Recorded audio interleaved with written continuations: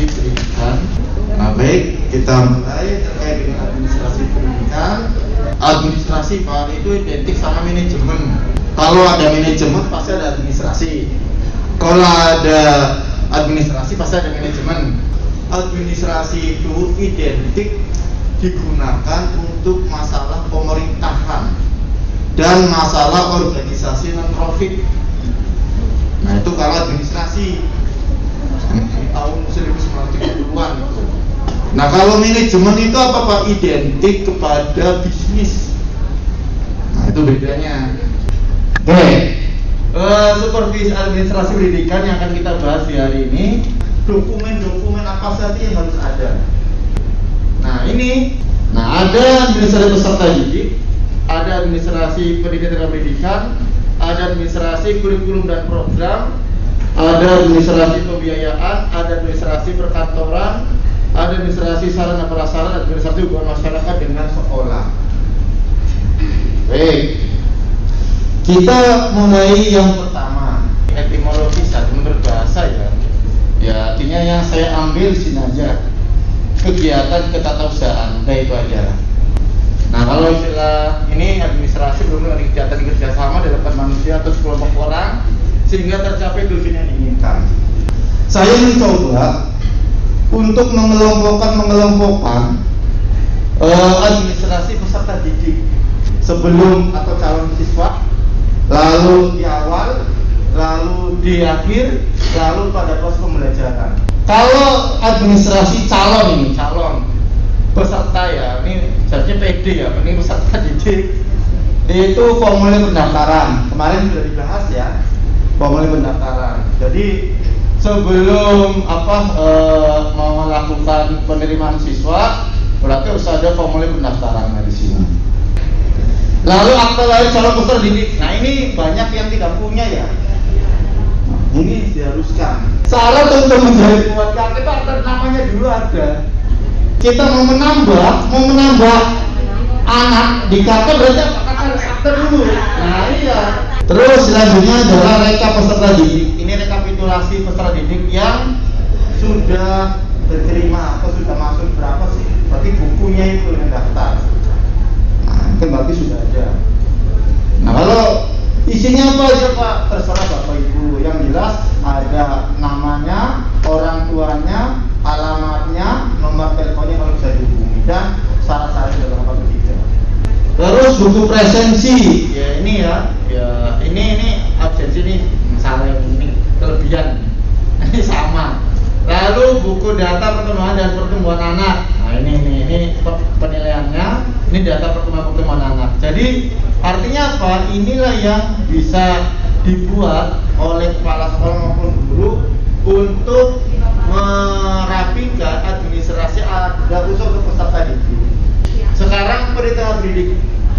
Ini sekali untuk tenaga pendidik dan pendidik. Ini kenapa saya warnain? Yang lainnya itu biasanya sudah satu kali kumpul. Tidak setiap tahun minta lagi. Kecuali ada perubahan gaji berkala kalau misalnya PNS. Kan setiap 2 tahun dia nambah. Nah, kalau atau pangkat dan jabatan bisa jadi nambah. Tapi kalau untuk calon PPK-nya kembali ke sini, calon pendidik dan pendidikannya itu pertama surat lamaran. Ada surat lamaran yang waktu kita sudah bahas terkait dengan manajemen pendidik dan pendidikan. Kan ada tuh pengadaan, rekrutmen dan seleksi. Ya, melamar bahwa mau menjadi guru atau tenaga pendidik. Selanjutnya adalah administrasi kurikulum dan program. Nah, ini yang banyak ini. Jadi ini administrasi kurikulum dan program. Ini yang sering tidak ada di sekolah. Sering tidak ada, bahkan paling banyak. Kalau ijazah data-data langsung kumpul bisa. Tapi kalau ini butuh proses pembuatannya. Pertama yaitu awal tahun karir pendidikan. Nah, karir pendidikan, lalu analisis hari efektif, lalu prota program tahunan, lalu promes program semester, lalu RPPM rencana PPM-nya? Pelaksanaan, perencanaan. Oh ya. Lalu PPH?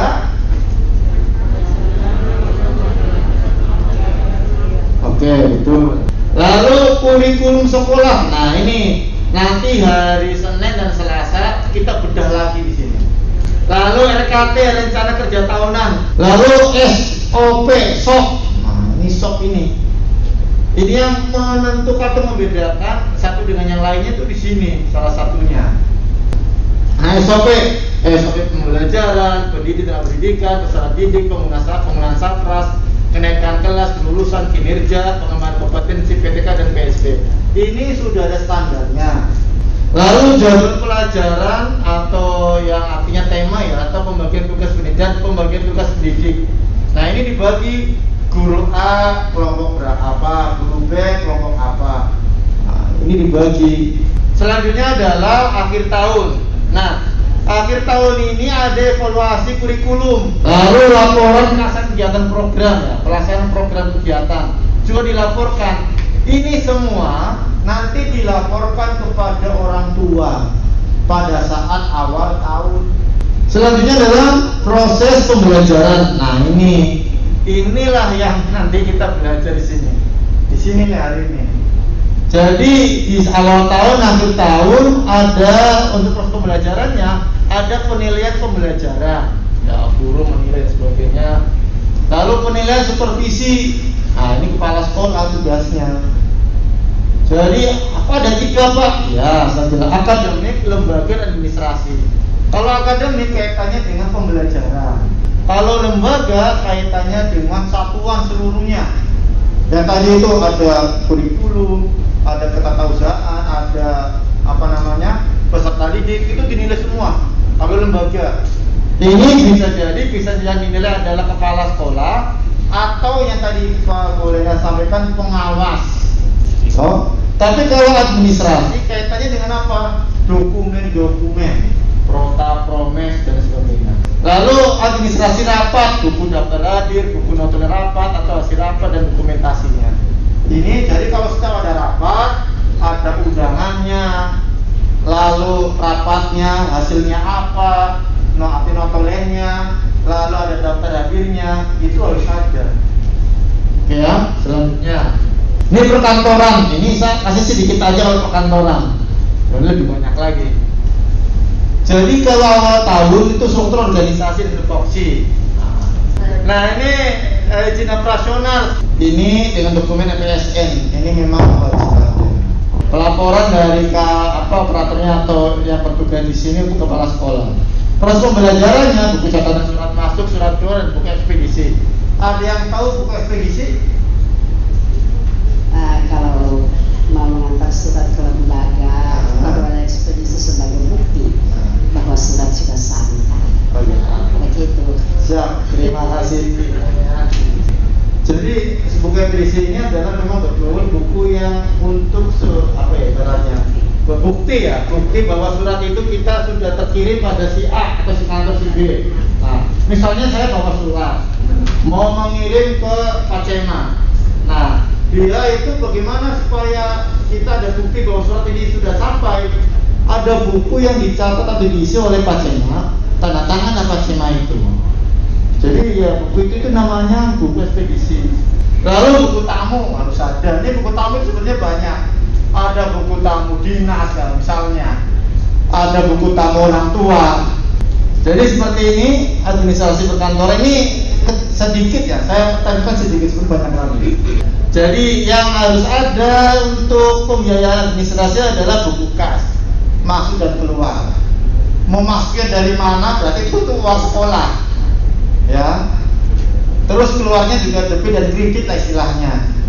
Lalu buku SPP, kalau misalnya sekolah meminta SPP anak-anak harus ada. Buku tabungan kalau ada silakan. Lalu RAPBS, nah ini rencana anggaran pendapatan belanja sekolah yang kemarin dipraktekkan sudah selesai belum ya? Ini yang saya kasih nih buku kas RAPBS wajib ada. Kenapa saya bilang wajib ada? Akreditasi minta itu. Lalu akhir tahun laporan pertanggungjawaban keuangan. ini ada laporan di sini. Nah, ini kenapa harus ada sekolah itu harus punya akuntabilitas dengan transparansi. Nah, akuntabilitas ini salah satunya butuhnya laporan. Harus melaporkan, itulah bentuk keterbukaan bentuk akuntabilitasnya, pertanggungjawabannya. Nah, transparansinya nanti ditempel apa? Kalau misalnya dapat BOP dan sebagainya. Selanjutnya adalah proses pembelajarannya. Pada saat proses pembelajarannya, maka dokumen pemakaian keuangan harus kita rapikan.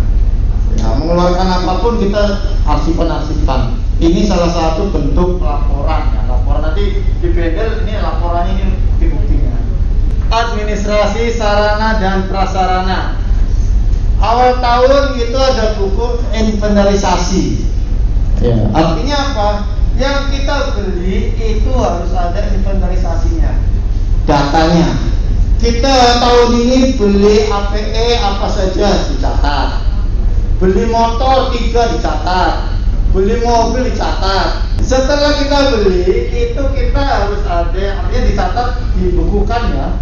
Nomor 1 beli ini berapa jumlahnya, keadaannya baik, checklist itu namanya buku inventarisasi. Data sapras yang kita miliki. Lalu kaitannya dengan humas, dengan hubungan masyarakat, administrasi masyarakat. Jadi yang pertama awal tahun, dokumen promosi sekolah itu ini kaitannya sifat apa? Jadi bagaimana sekolah artinya berhubungan dengan masyarakat. Ya ini dokumennya apa Pak? Dokumen promosi sekolah online maupun offline. Kalau online berarti contohnya apa Pak? Media cetak. Offline ya offline, maksudnya offline media cetak, spanduk, banner. Nah ini dokumennya. Terus dokumen kerjasama ya silakan. Lalu dokumen komite sekolah, SK rapat komite sekolah, program sekolah dan lain sebagainya. Lalu akhirnya bertanggungjawabkan, ya komite mempertanggungjawabkan program dan kegiatannya. Setelah kan komite tidak selamanya di komite. Komite berakhir itu ada masalah pinjaman sebagainya. Terus komite itu juga muridnya ada di situ. Artinya anggota komite, bukan sudah lulus jadi anggota komite terus. Ya, kecuali tokoh masyarakat. Bisa kalau mau dilibatkan tokoh masyarakatnya. Kalau enggak ya nggak usah. Kalau daripada nanti mempersulit perjalanan kegiatan sekolah, mendingan yang ibaratnya yang mau bekerja sama dengan sekolah. Bukan membantu penyelewengan sekolah.